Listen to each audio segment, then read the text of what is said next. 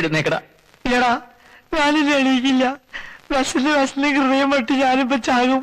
വിശന്നിട്ട് ഹൃദയം പൊട്ടി ഇന്നേവരാരും ചത്തിട്ടില്ലടാ. അവസാനമായി എനിക്കൊരു ആഗ്രഹമുണ്ട്. നീയുമായി സുഖമായി ജീവിക്കണം. നിങ്ങൾക്ക് ജനിക്കുന്ന കുഞ്ഞിന് എന്റെ പേര് ഇടണം. അത്രയും വേണോടാ? എടാ, നിന്നെ പോലെ തന്നെയല്ലേ ഞാനും. എനിക്ക് വിശക്കുന്നില്ലേ? കുറച്ചൊക്കെ സഹിക്കണോടാ. എന്റെ തന്ത ചത്ത ഞാൻ സഹിക്കും. വിശപ്പ് സഹിക്കാൻ പറ്റില്ലടാ. പണ്ടാറടങ്ങാൻ എനിക്ക് പലതും കിട്ടുമെന്ന് നോക്കാം. വാടാ.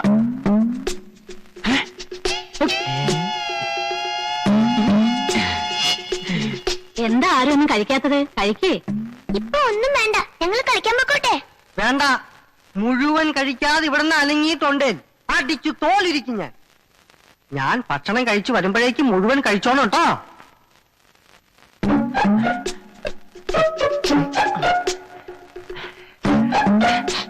മാമന്മാരെ മനസ്സിലായ മക്കളെ? ഇങ്ങനെ ചോദിച്ച കുട്ടികൾക്ക് മനസ്സിലാവില്ല. നമ്പൂരി ഭാഷ ചോദിക്കണം. എങ്കിൽ എഴുന്നള്ളിക്ക്. മാമന്മാരെ മനസ്സിലായ അമ്മയാക്കൾക്ക്. ശവം മാറി. നിങ്ങൾക്ക് ആഹാരം കഴിക്കണ്ടേ? കഴിച്ചാൻ പോണോ? ആഹാരം കഴിച്ചിട്ട് നമുക്ക് കഴിച്ചാൻ പോവാ. ആഹാരം കഴിക്കണ്ട എങ്ങനെയെന്ന് മാമൻ കാണിച്ചു തരാ. അങ്ങനെ എടുത്തിട്ട് ഇതെങ്ങനെ എങ്ങനെ ആക്കിയിട്ട് പിന്നെ ഇതാ അങ്ങനെയല്ല, ഇങ്ങനെ ഇട്ടിട്ട് ഇങ്ങനെ ഇങ്ങനെ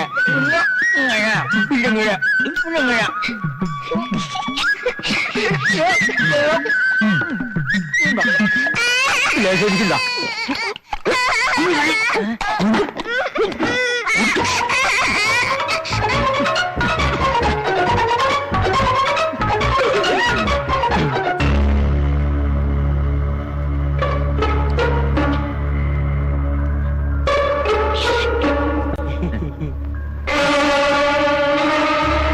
നോക്കി നിൽക്കാതെ നടക്കുക.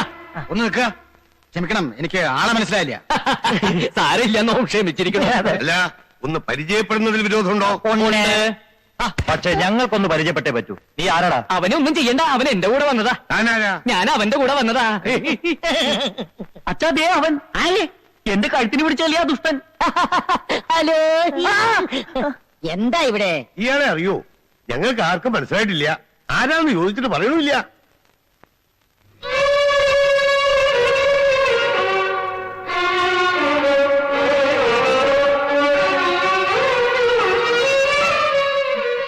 ഇത്രയും നേരം ഞാനിവിടെ പ്രതിമ പോലെ നിന്നു കൊടുത്തു. ഒരാളെങ്കിലും എന്നെ തിരിച്ചറിയുന്ന പ്രതീക്ഷിച്ച്. ഇവർക്ക് ആർക്കും എന്നെ മനസ്സിലാവാത്ത സ്ഥിതിക്ക് ഇനി ഞാനിവിടെ നിൽക്കുന്നില്ല, അർത്ഥമില്ല. അതെ, ഒരു നിമിഷം പോലും നോമ ഇവിടെ നിൽക്കില്ല. നടക്കുക, അങ്ങനെ മാറുക.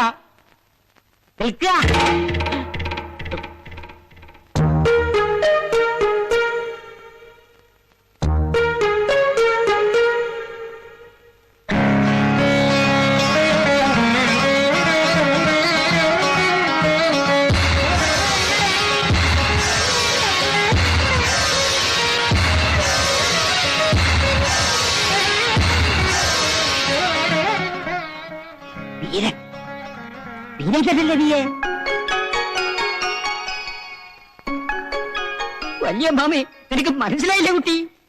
വല്യമ്മാമേ, വല്യമ്മാമ എങ്കിലും എന്നെ തിരിച്ചറിഞ്ഞല്ലോ. നല്ല വല്യമ്മാമ, സ്നേഹമുള്ള വല്യമ്മാമ. 5 വയസ്സുള്ളപ്പോ കണ്ടതാ ഞാൻ ഇവനെ. ഇപ്പൊ ഒറ്റ നോട്ടത്തിൽ ഞാൻ തിരിച്ചറിഞ്ഞു. അതാ രക്തബന്ധം എന്ന് പറയുന്നത്. വീരേന്ദ്രനോ? അതെ. ഏത്? ദില്ലിയിലെ? അത് തന്നെ, പത്മിനി തമ്പുരാട്ടിയുടെ മകൻ. കൂടെ അവളും വന്നിട്ടുണ്ടോ പത്മിനി? ഇല്ല. അമ്മ എന്നാ വരാഞ്ഞേ? അത് അമ്മയ്ക്ക് നല്ല സുഖമില്ല. എന്താ അവൾക്ക്? ഒന്നുമില്ല, ഒരു പനി. ഇയാളാരാ? എന്റെ സ്നേഹിതനാ മണി. മണിയും ഡൽഹി തന്നെയാ? അതെ. മണി എന്ത് ചെയ്യുന്നു? ഞാൻ ഈ കാളവണ്ടി. കാളവണ്ടിയോ? കാളവണ്ടിയല്ല, കാലാബണ്ടി. ഡൽഹിക്ക് അടുത്തുള്ള ഗ്രാമ, അവിടെ അവന് ജോലി. ഓ, കാലാവണ്ടി കേട്ടിട്ടുണ്ട്. മുഖം കാണിക്കാൻ പറഞ്ഞു. വേണ്ടട്ടോ, മോന്തക്കിട്ട് തല്ലാനിരിക്കും. വരിക, തിരുമനസ് കാത്തിരിക്കുക.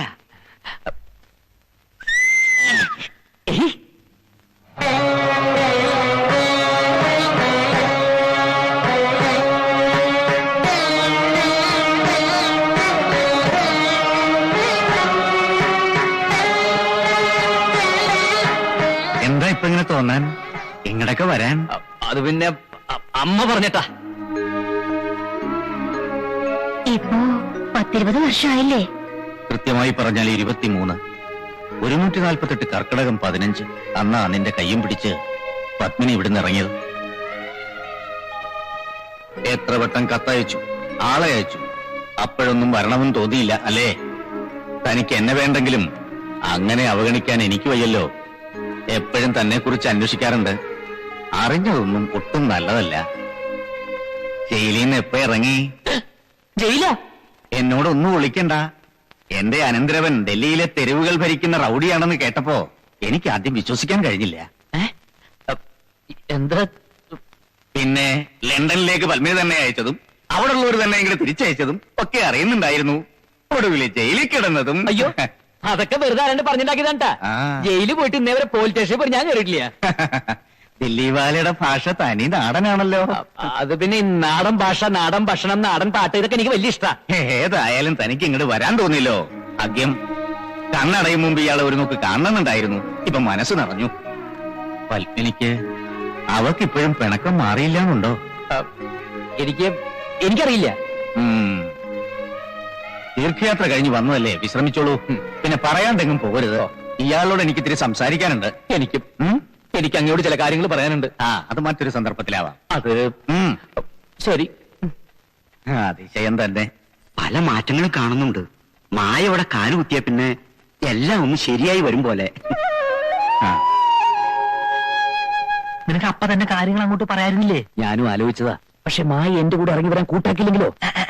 ഏതായാലും കൊട്ടാരത്തിൽ കഴിയാനുള്ള അവസരമായില്ലേ? ഇനി സാവകാശത്തിൽ സത്യം മായയെ പറഞ്ഞ് മനസ്സിലാക്കണം. അതുവരെ തിരുവത്താറിലെ അപ്പു, ദില്ലി വാല, വീരേന്ദ്രനാവണം. അന്ന് നമ്മൾ ചായക്കട വെച്ച് കണ്ടവനല്ലേ ഇവൻ? കുഴപ്പമുണ്ടാക്കോ?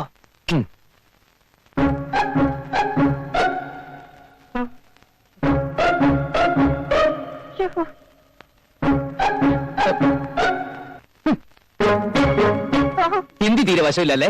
ഹിന്ദിയിൽ ഇങ്ങനെ കാണിച്ച അടുത്തേക്ക് വരിക എന്നാണ് അർത്ഥം. മലയാളത്തിൽ ഇങ്ങനെ കാണിച്ചാലും അത് തന്നെ അർത്ഥം. ഞാൻ വരാതിരുന്നത് പേടിച്ചിട്ടാ. പേടിക്കണ്ട. ഡൽഹി തെരുവുകൾ അടക്കി ഭരിക്കുന്ന ഈ രാജകുമാരൻ സാധുക്കളൊന്നും ചെയ്യാറില്ല. അല്ലെങ്കിൽ അന്ന് ചായക്കടയിൽ വെച്ച് നീ എന്നെ അപമാനിച്ചപ്പോ ഞാൻ സ്ഥിരം ചെയ്യുന്ന പോലെ നിന്റെ കഴുത്ത് മുറിച്ചെടുക്കുമായിരുന്നു. ആളറിയാതെ ഞാൻ എന്നോട് ക്ഷമിക്കണം. നിന്നോട് ക്ഷമിക്കാൻ നാം ശ്രമിക്കാം. പക്ഷെ നീ എനിക്ക് ചില ഉപകാരങ്ങളൊക്കെ ചെയ്തു തരേണ്ടി വരും. എന്ത് വേണമെങ്കിലും ചെയ്യാൻ കൽപ്പിച്ചോളൂ. ഇവിടെ ഒരു പെണ്ണിനെ കൊണ്ടുവന്നിട്ടില്ലേ മായ? അവളുടെ അടുത്തേക്ക് ആരെങ്കിലും പോവുകയോ അവളെ ഉപദ്രവിക്കാൻ ശ്രമിക്കുകയോ ചെയ്താൽ അവന്റെ കരയിൽ ഞാൻ ബെൽറ്റ് ബോംബ് വെച്ച് പൊട്ടിക്കുന്ന ഇവരുള്ള ഓരോരുത്തരെ നീ അറിയിക്കണം. പിന്നെ മായയ്ക്ക് രാവും പകലും നീ കാവലുണ്ടായിരിക്കണം. അവൾക്ക് എന്തെങ്കിലും ഒരു പോറൽ സംഭവിച്ചാൽ അറിയാമല്ലോ, നിന്റെ തല. അയ്യോ പറയണ്ട, എല്ലാം ഞാൻ നോക്കിക്കോളാം. പിന്നെ ആ ബെൽറ്റ് ബോംബിന്റെ കാര്യം ഒന്ന് എഴുതി തന്നെ. വേണ്ട പോലെ എല്ലാരെയും അറിയിച്ചോളാം. ഈ എഴുതി കൊടുത്തേക്കൂ. അവൻ അങ്ങനെ പറഞ്ഞു. മായ അവന്റെ പെണ്ണാണെന്ന് എന്നോട് നേരിട്ടും പറഞ്ഞു. മായ താമസിക്കുന്നിടത്ത് രാത്രി അവൻ ചെന്നപ്പോ ഞാൻ അവനെ തടഞ്ഞു. അതിനവൻ എന്നെ തല്ലുകയും ചെയ്തു.